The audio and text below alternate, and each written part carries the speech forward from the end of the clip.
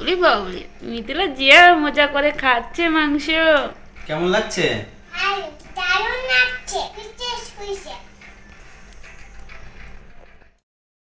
নমস্কার বন্ধুরা, আজকে আমি পেঁপে দিয়ে চিকেনের লাল ঝোল রান্না করব। আশা করি রেসিপিটা আপনাদের খুবই ভালো লাগবে। আর ভিডিওটি দেখার আগে অবশ্যই একটা লাইক দিয়ে দেখবেন, তাহলে অন্যদের কাছেও পৌঁছে যাবে, অন্যদেরও দেখার সুযোগ করে দেবেন। তাহলে রেসিপিটা শুরু করা যাক। আর পেঁপে দিয়ে চিকেনের লাল ঝোল রান্না করার জন্য এখানে আমি কিন্তু সব কিছু রেডি করে নিয়ে নিয়েছি। পেঁপেটা খুব সুন্দর করে কেটে দিয়ে পরিষ্কার করে নিয়েছি, মাংসটাও খুব সুন্দর করে ধুয়ে কেটে পরিষ্কার করে নিয়ে নিয়েছি। আর পেঁপেগুলো কিন্তু গোটা গোটা করেই কেটে নিয়ে নিয়েছি। মাংস দিয়ে রান্না করতে হলে একটু গোটা করেই কেটে নিতে হয়, তাহলে কিন্তু পেঁপেগুলো গলে যায় না। আমি মাংসটা প্রথমে সব উপকরণগুলো দিয়ে খুব সুন্দর করে মাংসটা মিশিয়ে নেব। দিয়ে দেবো পেঁয়াজ কুচি, পেঁয়াজগুলো একটু গোটা করেই কেটে নিয়ে নিয়েছি।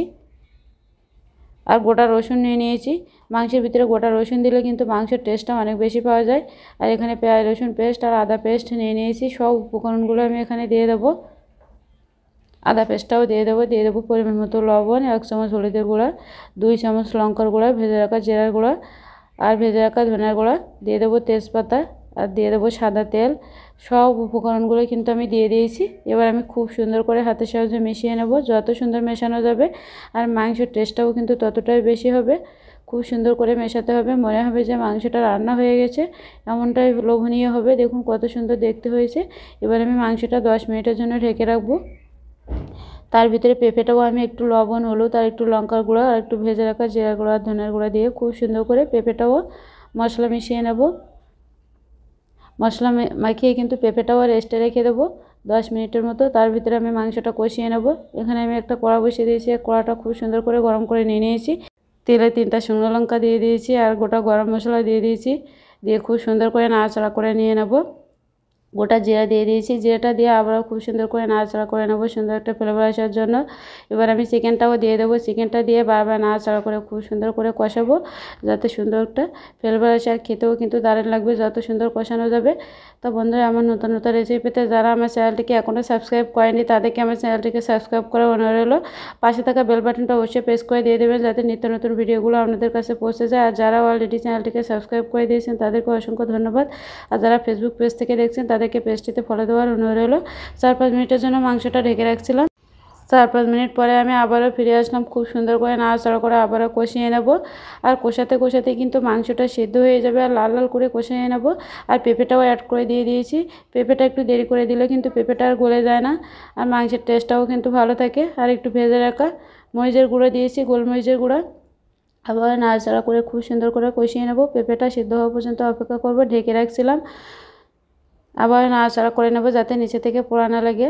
পোড়া লাগলে কিন্তু মাংসের টেস্টটা নষ্ট হয়ে যাবে, খেতেও কিন্তু ভালো লাগবে না। মাংসটা খুব সুন্দর করে নাড়াচাড়া করে কষিয়ে নিয়ে নিয়েছি। এবার আমি কুসুম গরম জল দিয়ে দিয়েছি। মাংসের ভিতরে কুসুম গরম জল দিলে কিন্তু মাংসের টেস্টটা খুব ভালো লাগে, সেজন্য আমি কুসুম গরম জলটাই ব্যবহার করছি। এবার আমি তরকারিটা ফুটে ওঠা পর্যন্ত অপেক্ষা করব। তরকারিটা কিন্তু আমার ফুটে উঠছে। এবার ঢেকে রাখবো।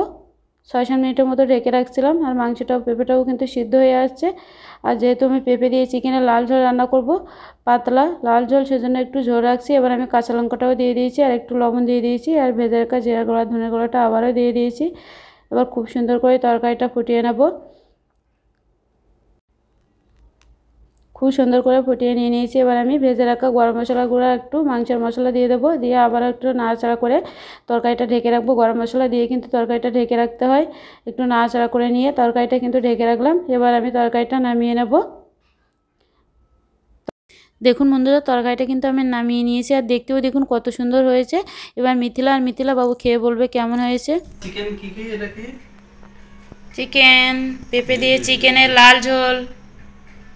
পেঁপে দিয়ে চিকেনের লাল ঝোলটা দেখুন, কালারটা মিথিলা খাবে না আমি খাবো? দুজনে দুইটা নিয়ে নাও।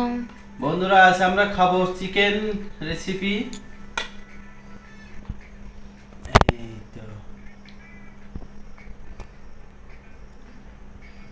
চিকেন তেল ঝাল। মিথিলাকে আগে দাও, মিথিলা রাগ করছে তো। মিথিলা, তুমি চিকেন খাবা নাকি মুরগির মাংস খাবা? মিথিলা চিকেন খাবে। চিকেন, আলু দেই, পেঁপে, পেঁপে আরো মাংস দাও।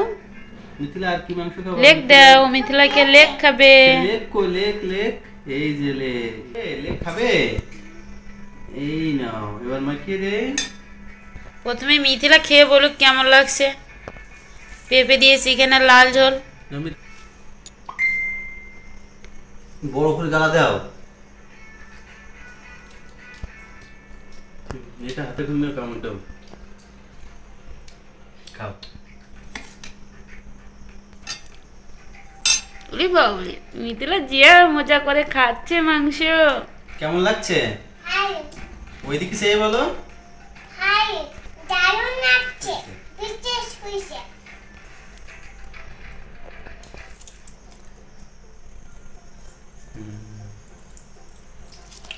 কেমন লাগছে গো মিথিলা? ওই তো। দেখো মিথিলার মাংস খাওয়াটা দেখুন ওই। আর এদিকে মিথিলা বাবু খাওয়া শুরু করছে। দেখি কি বলে, খেয়ে দেখুক কেমন লাগছে।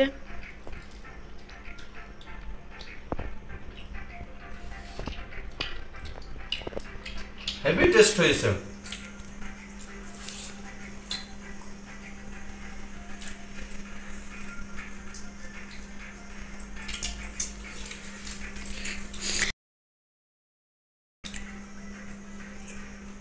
আমি হয়েছে ফাইন হয়েছে।